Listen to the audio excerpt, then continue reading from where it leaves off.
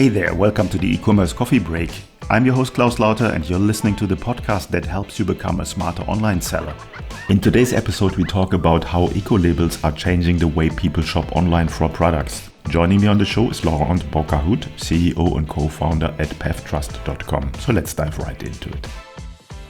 Hello and welcome to another episode of the Ecommerce Coffee Break podcast. In today's episode we will talk about how eco-labels are changing the way people shop online for products, and how you can measure and reduce the environmental footprint of your products through data-driven automation. Now that's a mouthful, but everyone obviously is interested in becoming a more sustainable, environmental friendly brand out there. And we will dive into this topic today. Joining me today is Laurent Bocahut. He is the CEO and co-founder of pevtrust.com. Laurent is an environmental engineer passionate about sustainability and consumer goods. He launched PevTrust in 2021 to provide brands with accurate automated impact measurements. Since then, his team has grown rapidly, partnering with major brands worldwide to make sustainability more accessible and actionable. So let's welcome him to the show. Hi, Laurent. How are you today? Hi, Klaus. Very well. Thank you. Thanks for having me here today. For our listeners who might be new to the concept, can you break down what product environment footprint is and what does it stand for? Yeah, absolutely. It's actually a method of calculating the environmental footprint of a product. That means we're all used to carbon footprint, but it's not only carbon. You also have water, biodiversity, chemical impacts associated with manufacturing a product. So taking the PEF of a product, the product environmental footprint, that just means accounting for every impact on the environment from its birth to its grave. Mm-hmm. Now, consumers nowadays are very conscious about making the right decision to buy products. You were mentioning that there is a life cycle to it. What does that imply and how does that work? So yeah, the notion of life cycle is associated with the life of the product. I was just mentioning the birth, cradle to grave. That's how we call it. So what we do, basically, we use a method that's called the life cycle assessment. We use this method, this scientific method, to calculate the environmental footprint of the product over this whole life cycle. So we account for raw materials, we account for transportation, we account for transformation, distribution, end of life of the product. At each of these steps, some impacts are emitted to the environment, and we take the sum of all these impacts to get an overall score, basically an overall cost, which represents the cost of the environmental cost of this product. Mm-hmm. Now that's very interesting because I thought that a producer or somebody who develops a product has all this information. And I know it's so important because there's a lot of regulations bound to that. Talk me through it. How does that work? Yeah, absolutely. You would think that brands or manufacturers, they have this information, but it's actually very challenging because there's a scientific challenge to it. First of all, it's not easy to calculate at scale a footprint for any kind of products or SKUs. And there's also a data challenge to it because if you want to assess the environmental footprint of your shirt or of your pair of jeans or of a cell phone or whatever, you need to first know what has gone into producing this product, what has gone into producing this shirt, which material, is it cotton, is it silk, is it wool, where was it made, is it knitted or is it woven, how was it transported by plane, by barge, by rail, etc. So there's a complexity to that, and our job is to make this complexity manageable at scale for the brands. Okay. Now, complexity obviously is very difficult to sell on a product landing page of a store. So I think you're sort of being a translator, let's put it that way. How do you translate this very complex information into something that is easy to digest for a customer? Yeah, absolutely. that's the whole point, not displaying this complexity to the customer and showing something simple, readily understandable, like an A to E, a green to red environmental score. That's the bread and butter. So how do we do that? Uh, Basically, our job is a little bit comparable to an accountant, but instead of counting cost, we're counting environmental cost. So when we work with a brand, for example, we have this large retail client in apparel in France. We plug our software onto their, basically on the back end of their e-commerce, let's put it that way. They send us some data, product volumes, SKUs, composition, stuff like that. We put that into our calculation engine, and what comes out is a score, a number that is the environmental cost, the raw data, basically. And we compare that to a reference to come up with a B, C, D, E. And that's what they in turn publish to the consumer on their website when that's the goal they are looking for. Mm-hmm. Now, I can imagine that this has a positive impact on conversion rates. If people see that the product is environmental friendly, do we have any numbers of that? What kind of impact that has? Yeah, absolutely. We're working with a brand that is called Lagoped. They're doing winter sports equipment, and they've been doing that for years now. And when they started in 2023, they used a plugin to connect our system with their Shopify portal and publish scores in real time since then. And they've seen a 30% increase in traffic on their website. So yeah, it's sizable, and we're really starting to see consumer behavior shifting thanks to these environmental signals. Mm-hmm. I can imagine. I mean, specifically, what is called fast fashion has a very bad reputation when it comes to environmental factors. Are there any industries, and just mentioned the sport industry, are there any industries beside of apparel and fashion where this is a very strong point for making more sales? Yeah, I can immediately think of the home equipment and furniture vertical. We just yesterday signed a new customer, a large customer, also in France, and they're doing it just for that. They have this policy of showcasing to the customer, to the end consumer, the efforts they are doing in eco-designing their products.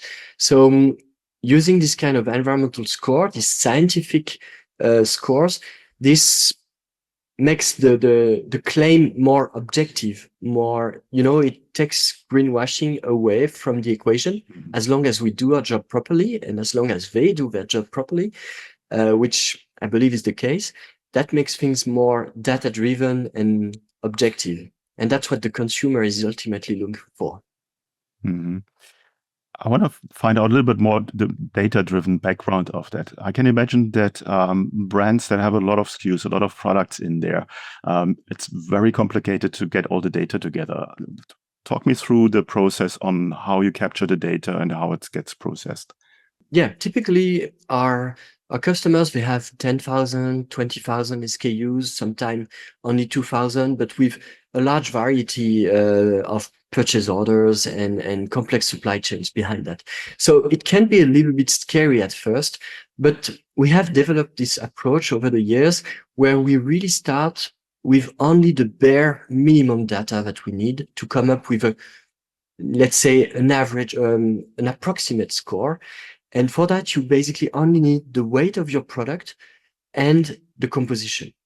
So if you know that your sneakers, they weigh, let's say 300 grams, and they're comprised of, let's say 50% leather plus 50% polyester. With that, you can already start and get a first rough assessment of your product.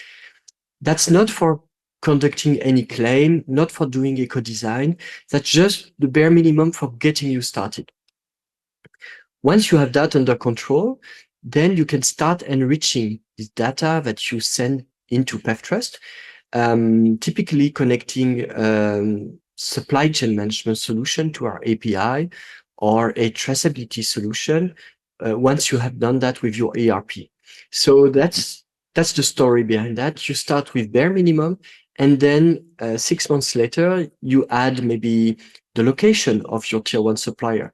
Then you add maybe the main process of manufacturing. And along doing that, you see the precision of your score getting higher and higher. That's because we give, of course, the result, the environmental cost, but we give along with that the precision score, basically the score of your score. Very interesting. I can imagine, are there cases that a brand comes to you, they get their eco score and it turns out very badly? Is there any kind of relationship that actually you can get better in your business depending on the results that you provide? Yeah, sure. All this is very counterintuitive. And that's why it's so important to have a scientific methodology when you do that. For example, I know that I'm going to maybe surprise some of your auditors or maybe upset some of them, but natural fibers, I think dealing with animal fibers like wool, like leather, these have a heavy cost on the environment because of the animal that has been, put to life before getting these raw materials. So that's why when brands are working with animal raw materials, then that's the main point of focus that they should be looking at before thinking of transportation or thinking of, fine tuning the distribution mode or changing the manufacturer. Most of the footprint is within the raw material. So that leads us to how can we substitute this material with maybe another kind of leather or a recycled wool, etc., etc. And we work with suppliers to help brands get these better options. That's when we work with animal sourced raw materials. On the other side, when you work with synthetic, I'm not saying synthetic is great. It has its downsides, definitely. But when you work with synthetic, usually a large activable portion of the footprint is within the process, manufacturing process. And that's where it comes interesting to go down to the factory level and try to, tweaks things at this level. Mm-hmm. Do you think that eco labels will become a standard for fashion brands, lifestyle brands overall? And do you also think that from the governmental side, from the EU and whatever, there will be more rules and regulations around that? Definitely. It's taking time, but we've been steadily observing advancing regulation into this topic. I want to be careful with regulation. I'm not a strong advocate of adding more regulation to the system, which is already quite well regulated or enough regulated in Europe. It's just that Europe is pushing something which I really like. It's called the PEF, Product Environmental Footprint Methodology. And it's really the first time when all EU 27 countries, they have the same methodology, the same guidelines to measure their products footprint. So that makes things standardized and comparable. That's what makes it possible for solutions like us to actually measure and compare a product to a benchmark, which is ultimately what our customers and the consumer wants.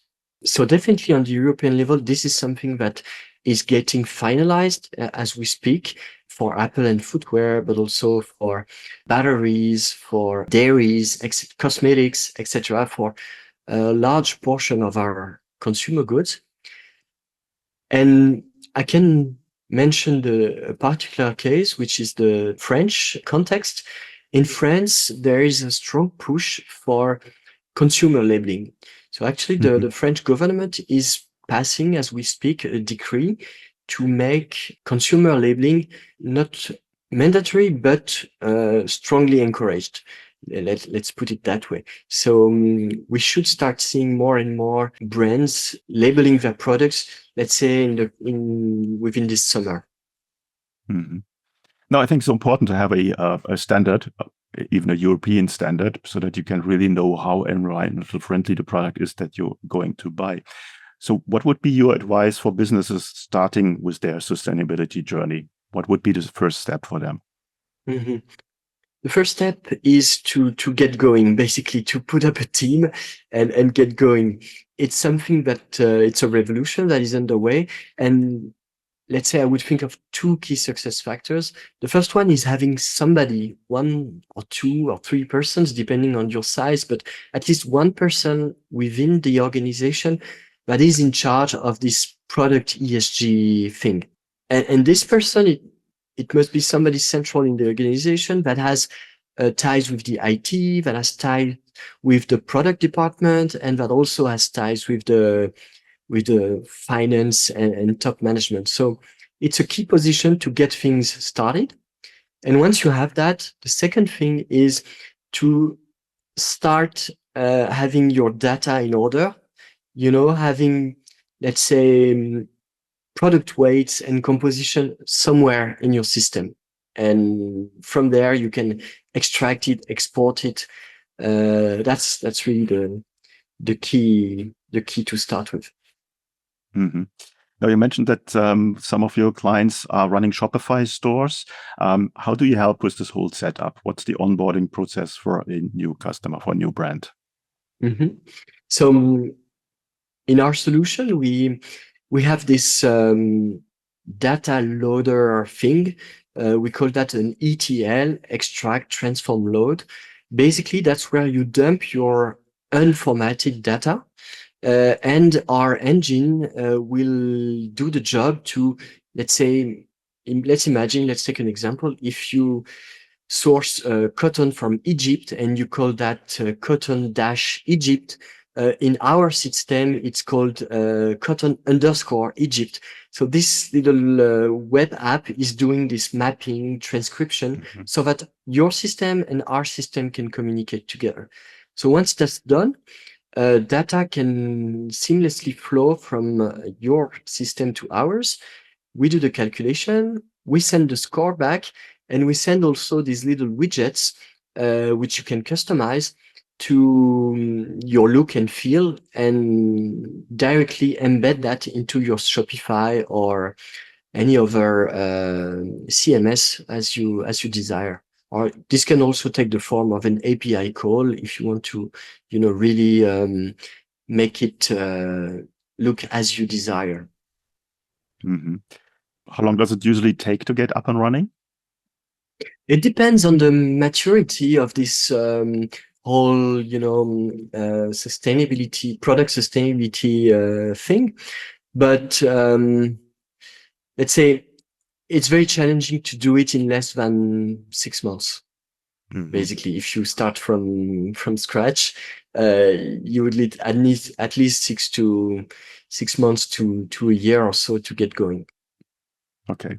No, I think it's a crucial decision for every brand to make, to be on that bandwagon, specifically on the long run. And as you said, there can be conversion rates and traffic increase rates of 30%. I mean, that's then a good decision for the future. Who's your perfect customer?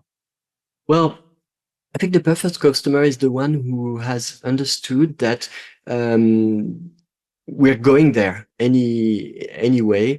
This is something that's coming. And I just would like to touch upon this example of this study by an Irish researcher which published recently, and it shows that when you publish when you grade products with an eco label, let's say an A to E eco label, there's a massive shift of consumers towards the A's or B's. So pretty soon, we all know that we all experience this into our supermarket when we shop for food. When you have the choice between a non-labeled product and a labeled product, first you pick the labeled one, either A or E, it doesn't matter, but you pick the one that has a label on it. And now if you have the choice between two labeled products, you will usually try to go for an A or B. And that's the same that is coming with apparel and other kind of consumer goods. I think we will go there. And the ideal consumer is the one who has a team in place to address that. Mm-hmm. I think having you on the side as a partner in your brand, in your business, and helping with this process is so valuable because I think the complexity in the background is just too much to dive in as a brand himself. So having somebody with the expertise on the side is excellent. How does your pricing structure work? We have 3 plans, basically one for SMEs, one for mid-size brands, and one for large organizations. We can start in the range of, let's say, 600 euro per month. That gives you the basic calculation for a couple of dozens of products. And then, of course, it goes higher with thousands or tens of thousands of SKUs. And there we go into more elaborate data crunching tools and also more advanced features. But yeah, that's the bulk of it, these 3 plans. And then this gives you access to calculations and compliance. And then on top of that, we offer eco-design capacities and also corporate footprinting consolidation capacities. These are for brands who want not only a score, but also improve their score and then consolidate these scores from product up to the organization level. I can imagine there's pretty much in every business, there's room for improvement. So I think that's something I would look into. Before we come to the end of our coffee break today, is there anything that you want to share with our listeners that we haven't covered yet? You know, I've been doing what we do at PevTrust with our team since 3 years now, and I've never been so optimistic for the future of our planet, basically, because you know, all the brands, all the suppliers, all the retailers that we speak to, they all want to do better. They all want to, they all commit to a carbon reduction trajectory. What's missing is just doing that at scale and faster. And I think for that, we need technology, and PevTrust is a part of that. So I'm very enthusiastic about the way I'm seeing the industry evolve, whether we're speaking small brands, whether we're speaking large brands, and even the fast fashion. I mean, I know they have bad press, but there are brands out there that are really doing something. Of course, it's not always black and white, but I would like to share this optimism. That's my key takeaway. Okay, it makes me very happy that there is some positive movement within this whole industry. Where can people go and find out more about you guys? So the best is to go to our website, pevtrust.com, or to our LinkedIn corporate page. Okay, I will put the links in the show notes and you're just one click away. Laurent, thanks so much for giving us an insight in sustainability and eco-labels and everything that comes with it. I think people should reach out to you and learn more about it. And I think it's a good decision going forward in the future for every brand to be part of it. Thanks so much for your time today. Thank you, Klaus. Thank you, everyone.